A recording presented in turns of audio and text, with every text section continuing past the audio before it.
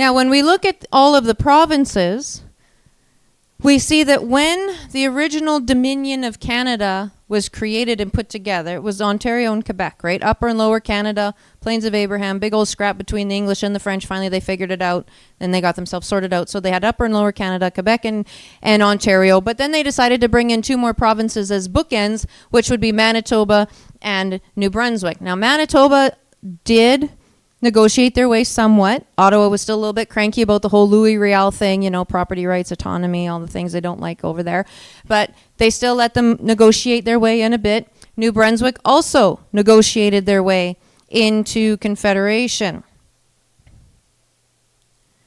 British Columbia came on board, also negotiated their way into Confederation. Remember, that was to keep the U.S. out. Right? Because they were getting ready to join forces with Alaska. They had already bought Alaska. They wanted to have their own way, like right up there along the coast. And so the Canadian government at the time said, oh, absolutely not.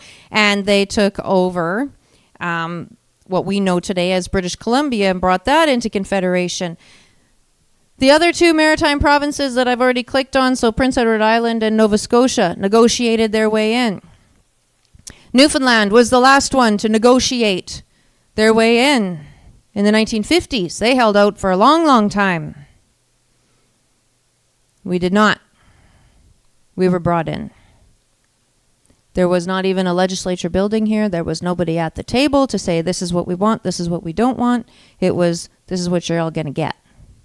That's the foundation that our two provinces have been built on.